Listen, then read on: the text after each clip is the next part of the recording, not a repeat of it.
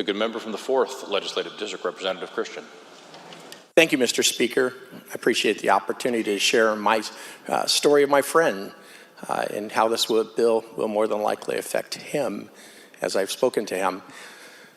My friend started not too long ago a small gun store out of his home, and he has carefully invested in alarm systems and safes and everything he needs to make sure that he does the job correct. My friend happens to be retired military like myself, and so this was kind of his retirement plan after his current job, is to kind of start doing this more. And every time I talk to him, we seem to have another policy that hurts his business. So, Mr. Speaker, I think we need to consider how it's hurting the small businesses.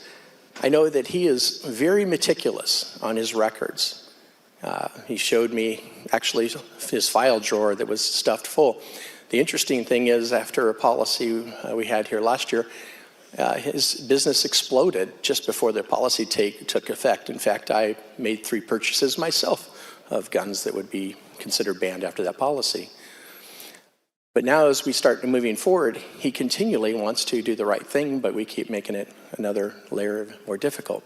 The challenge is, once it gets so difficult, we start seeing people go outside the system.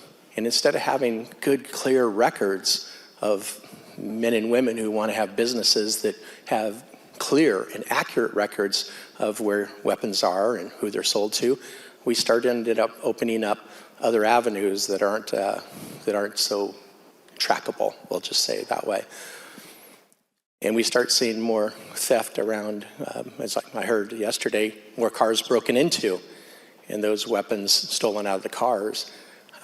Mr. Speaker, we need to keep our system clear and legal, and the way to do that is to be removing these barriers to the people who are doing it right, instead of making it more difficult for the people who are doing it wrong. And Mr. Speaker, I installed a camera system in my house a few years ago, and it has a 2 terabyte system and a hard drive in it. And it's amazing to me, I get about 3 days worth of video capture on that. So the idea of adding 45 days and 180 days and onto different cameras starts to be a very large amount of data. For him to be able to store that much data, he's probably going to have to move it onto the cloud at a great expense. At some point in the near future, that great expense probably will be more than he is making. So I urge a no on this bill, for nothing else, for my friend to keep in business.